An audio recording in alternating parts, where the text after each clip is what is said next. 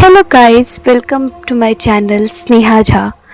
और आज मैं आप सबको दिखाने वाली हूँ छठ कैसे मनाया जाता है, इसकी क्या हिस्ट्री है और ये इतना प्रसिद्ध और इतना सबके दिलों में बसने वाला त्यौहार क्यों है।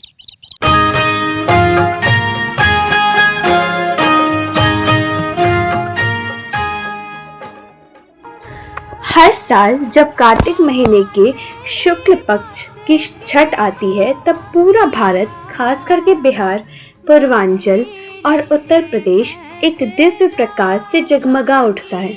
ये वो त्यौहार है जहाँ न धूम धड़ाका है न शोर, सिर्फ शुद्ध श्रद्धा, पवित्र नियम और अद्भुत निष्ठा है। मिट्टी के घाट पर जब सूर्य को अर्घ दिया जाता है तब हर लहर, हर पंखुड़ी और हर सांस भक्ति से भर जाती है। और तब आता है हमारा प्यारा त्यौहार छठ।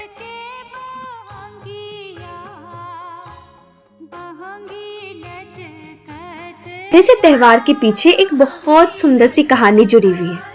कहानी शुरू होती है रामायण से। जब श्री राम जी वनवास के बाद अयोध्या वापस आए, माता सीता ने कार्तिक शुक्ल षष्ठी के दिन सूर्य देव की पूजा की थी अपने परिवार और कुल के कल्याण के लिए। और तब से ये दिन छठ के रूप में मनाया जाने लगा। सूर्य और उषा दोनों को अर्घ देकर प्रकृति के साथ अपने जीवन का संतुलन बनाने के लिए। ये जो छठ त्यौहार है, इसकी कहानियां महाभारत से भी जुड़ी हुई है। महाभारत में भी इसका उल्लेख मिलता है। जब द्रौपदी ने सूर्य से प्रार्थना की थी अपने पति की रक्षा और उसके सुख के लिए, सूर्य ने उसे अक्षय पात्र दी थी, एक ऐसी थाली जो कभी खाली नहीं होती है। तब से सूर्य और छठ दोनों त्याग और समर्पण का प्रतीक माने गए हैं।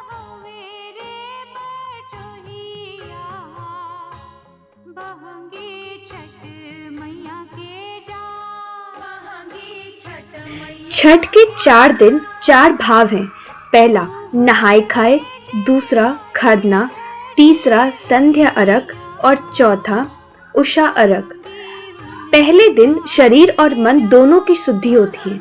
इस दिन व्रती अच्छे से नहाकर शुद्ध रूप से भोजन करती है और करते हैं। दूसरे दिन त्याग का प्रतीक माना जाता है, जब व्रती गुड़ और चावल का प्रसाद बनाते हैं जिसे रसिया के नाम से जाना जाता है। और इस दिन जोड़िया रोटी बनती है जिसमें 2 रोटी को एक साथ प्रसाद के रूप में ग्रहण किया जाता है। तीसरा दिन संध्या अर्घ, डूबते हुए सूरज को अर्घ दिया जाता है। और चौथा दिन उगते हुए सूरज को प्रणाम करके अर्घ दिया जाता है।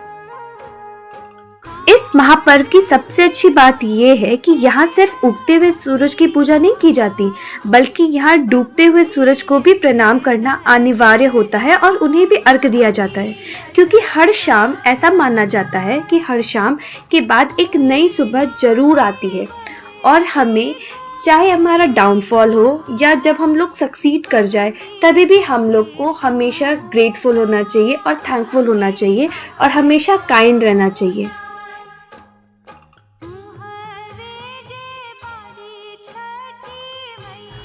हमें याद है कि जब हमारे बचपन में छठ हुआ करता था तो हमें बस एक चीज़ पता होता था, ठेकुआ। ठेकुआ वो प्रसाद है, मीठा प्रसाद, जो छठ के दौरान बनाया जाता है और सबको खाने को मिलता है।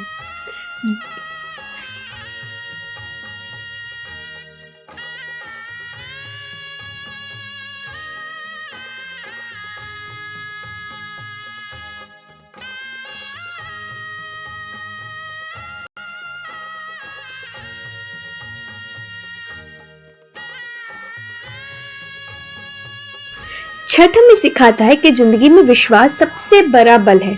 जब सूरज पानी में डूबता है तब लगता है जैसे दुनिया खामोश हो गई हो, पर हर सुबह फिर से वही सूरज उगता है। ये याद दिलाता है कि हर अंधेरा सिर्फ कुछ पल का मेहमान है।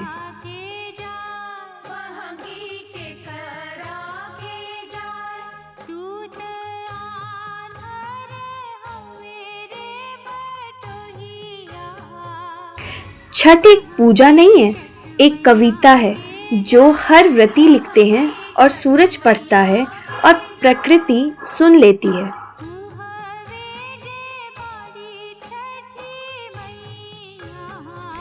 हर अर्घ में छुपी होती है एक व्रती की दुआएं और शुभकामनाएं। और इसी से हमारा वीडियो खत्म होता है और आप सभी को छठ की हार्दिक शुभकामनाएं।